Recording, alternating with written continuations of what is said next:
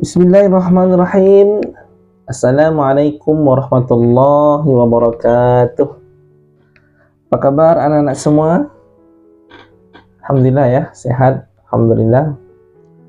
Bertemu kembali kita dalam pelajaran agama Islam. Sama-sama kita bersyukur kepada Allah. Pada hari ini Allah masih berikan kita kenikmatan. Begitu banyak kenikmatan yang Allah berikan kepada kita, sehingga kita dapat berjumpa, berkumpul kembali, bersalawat kepada Nabi Muhammad SAW dengan ucapan Allahumma shalli ala sayyidina Muhammad wa ala sayyidina Muhammad. Baik, anak bapak semuanya, sebelum kita memasuki pembelajaran, marilah sama-sama kita mulai pembelajaran kita pada hari ini dengan membacakan basmalah. Bismillahirrahmanirrahim. Baik, anak-anakku semuanya, adapun kita masuk sekarang dalam pembelajaran hukum halal dan haram. Bapak yakin dari kalian semua sudah familiar dengan kata-kata halal dan haram. Sering sekali mendengar. Bahkan mungkin anak-anak Bapak sudah bisa mengidentifikasi apa saja itu yang halal dan apa saja itu yang haram. Sekarang kita lebih mendalami lagi dari tentang halal dan haram. Baik, tujuan pembelajaran kita yang pertama yaitu peserta didik mampu menjelaskan definisi halal dan haram dengan tepat dan benar. Dan nanti anak-anak Bapak semua bisa menjelaskan arti dari halal dan haram itu. Yang kedua, peserta didik mampu menyebutkan landasan hukum halal dan haram berdasarkan landasan hukum Islam dengan baik dan benar. Jadi ada dasar hukumnya ketika kita mengatakan sesuatu itu halal dan haram gitu. Selanjutnya, Bapak ingin kalian perhatikan dulu, ini gambar apa nih kira-kira nih? Coba kasih waktu 5 detik ya. 1, 2, 3, 4, 5. Kita lihat sama-sama. Gambar apa kayak ini? Rupanya gambar bawahnya lain, atasnya lain. Nah, ini lucu sekali ya. Oke. Sekali lagi ya, sekali lagi. Nah, tebak ini gambar apa? 1, 2, 3, 4, 5. Oke, kita lihat. Ini agak sedikit berbeda ini. Badannya ayam, kepalanya T-Rex, gitu kan. Bahkan ada apa namanya nih? Ada tangannya pula nih. Kan lucu nih tangannya nih. Lucu gitu. Oke, kita mulai pelajaran kita pada hari ini. Nah, sedikit intermezzo tentang halal dan haram. Baik, anak Bapak tahu itu apa itu halal? Ada yang tahu? Mungkin banyak yang tahu ya tentang hal itu yang boleh kita laksanakan dan lain sebagainya. Kita lihat pengertiannya, apa sih itu halal? Halal adalah segala sesuatu atau kegiatan yang diizinkan atau dibolehkan oleh syariat Islam untuk dikonsumsi, digunakan atau dilaksanakan. Jadi ada 3 kriterianya. Boleh dikonsumsi, boleh digunakan, dan boleh dilaksanakan. Oke, apa saja itu? Contohnya seperti makanan. Nih ada makanan nih, ada buah-buahan, ada ini juga makanan tentu yang halal ya, yang disembelih atas nama Allah. Kalau binatang-binatang ternak misalnya, kalau buah-buahan udah nggak perlu gitu. Selanjutnya ini yang dikonsumsi dan ini yang digunakan, yaitu seperti pakaian dan lain sebagainya. Terus selanjutnya, ini seperti barang elektronik, HP, apalagi kulkas dan lain sebagainya. Ini sesuatu yang halal tentu dengan manfaat yang berguna. Selanjutnya, ini yang dilaksanakan, yaitu apa saja dia, seperti belajar dan bersedekah dan lain sebagainya ya. Kalau kita melakukan sesuatu itu yang diperbolehkan adalah yang membawa manfaat baik dan juga yang tidak melanggar hukum. Apa itu haram? Haram itu apa? Haram itu mungkin sesuatu yang tak boleh atau tidak. Kita lihat apa itu haram. Haram adalah segala sesuatu yang dilarang oleh syariat Islam untuk dikonsumsi, digunakan atau dilakukan. Artinya kebalikan dari halal tadi. Kalau halal diperbolehkan, Kalau haram itu dilarang, dikonsumsi, digunakan ataupun dilakukan. Apa saja dia? Seperti ini. Gambar ini sedang membuang sampah. Ini apa nih? Lagi sedang melakukan, ya. Lakukan. Kita lihat yang pertama, ini yang dikonsumsi nggak boleh. Seperti B2 dan guguk ini ya. Itu nggak boleh dikonsumsi. Ya, seperti ini, minuman alkohol, tua, dan lain sebagainya yang menyebabkan kita mabuk. Selanjutnya ini adalah yang digunakan. Contohnya apa ini? Ini misalnya sepeda motor yang dicuri. Itu nggak boleh, kita haram kita menggunakan. Baju yang dicuri, itu tidak boleh digunakan, haram hukumnya. Selanjutnya ini yang dilakukan seperti judol ya, judi online. Ada juga ini, ini banyak nama Pak nih, berpacaran. Tak boleh, walaupun pacaran Islami nggak ada istilah pacaran, itu sesuatu yang haram di dalam Islam. Selanjutnya, dasar hukum halal dan haram. Ini sudah masuk dasar hukum, berarti ingat saja halal itu boleh dan haram itu sesuatu yang tidak boleh. Dasar hukumnya apa saja? Yang pertama, Al-Quran. Allah jelaskan dalam surah Al-Baqarah ayat 186. Ya ayyuhannasu kulu mimma fil ardi halalan thayyiban wa la tattabi'u khutuwatis syaitan innahu lakum aduwwum mubin. Wahai manusia, makanlah sebagian makanan di bumi yang halal, lebih baik, lagi baik.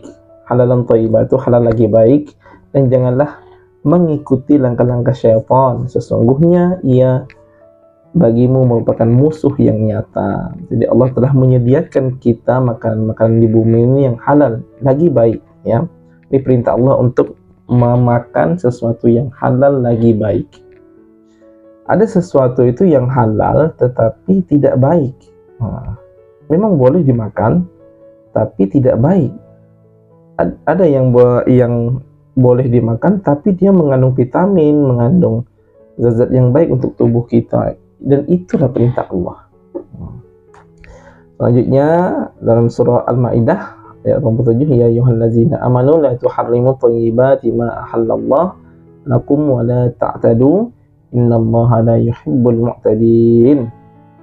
Wahai orang yang beriman, janganlah kamu mengharamkan sesuatu yang baik yang telah Allah halalkan bagimu, dan janganlah kamu melampaui batas. Sesungguhnya Allah tidak menyukai orang yang melampaui batas. Ini ketiga, kenapa ayat ini diturunkan pada masa itu ketika ada sahabat Rasulullah yang mengharamkan sesuatu yang dihalalkan oleh Allah. Makanya sampai ke telinga Rasulullah dan turunlah ayat ini.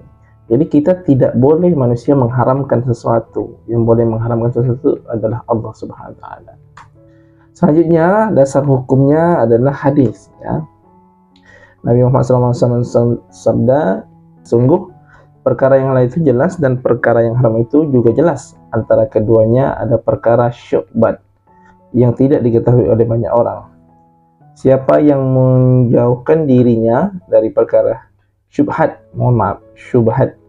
maka telah menyelamatkan agama dan kehormatannya. Siapa yang terjumus dalam perkara syubhat, maka ia terjumus dalam perkara yang haram. Jadi Allah jelas, dalam hadis juga Allah menjelaskan yang jelas itu adalah yang perkara yang halal, dan yang jelas itu juga perkara yang haram. Jadi ada yang abu-abu, ada yang putih itu halal, yang hitam itu namanya haram.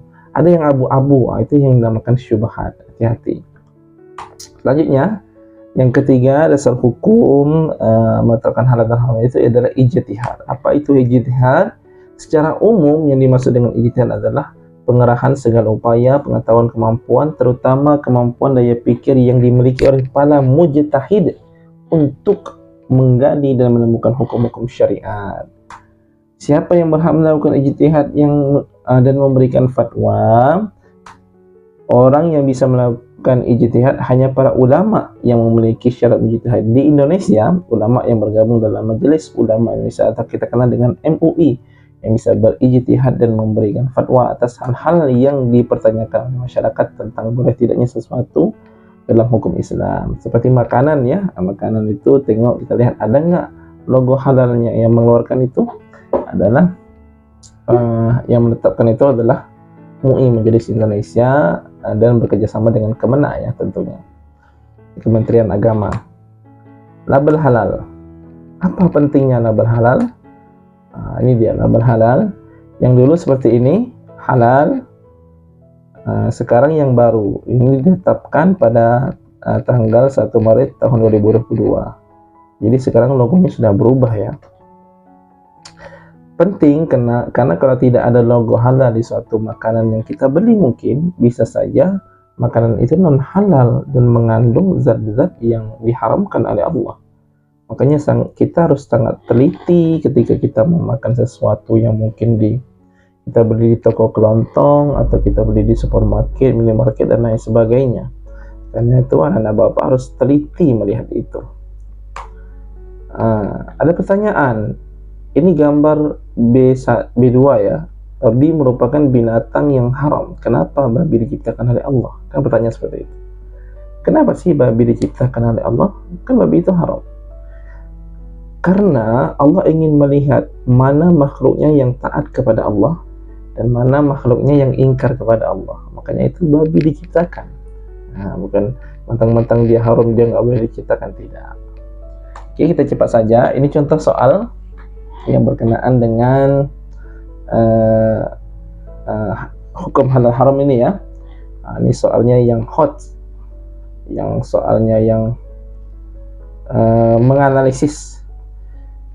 Bapak bacakan, sebuah perusahaan makanan internasional memperkenalkan produk baru yang menggunakan gelatin dari hewan yang tidak disembelih secara Islam. Apa yang sebaiknya dilakukan oleh seorang muslim yang mengetahui informasi ini? A. Membeli produk tersebut karena gelatin sudah diolah dan tidak lagi mengandung unsur haram. B. Tidak membeli produk tersebut karena asal-usul bahannya tidak sesuai dengan syariat. C. Membeli produk tersebut hanya jika tidak ada pilihan lain. D. Mengabaikan masalah ini karena tidak semua ulama sepakat tentang keharamannya. Jawaban yang paling tepat adalah B ya. Oke, ini jawaban yang paling tepat. B. Tidak membeli produk tersebut karena asal-usul bahannya tidak sesuai dengan syariat. Karena segala sesuatu yang tidak disembelih atas nama Allah itu hukumnya haram. Kata Allah itu dalam surah Al-Maidah ayat 3 itu, bahwasanya hurimat alaikumul, ada sesungguhnya Allah mengharamkan khamar, babi, khinzir ya, terus hewan yang hewan yang disembelih tidak atas nama Allah, terus juga mengundi dengan anak panah dan lain sebagainya. Ya, sekali sesuatu yang halal dan haram yang ada di sekitar kita, makanya kita harus lebih jeli tentang itu. Oke, nanti contoh soalnya seperti ini, mungkin soalnya ke depan akan seperti ini, akan berbentuk HOTS ya.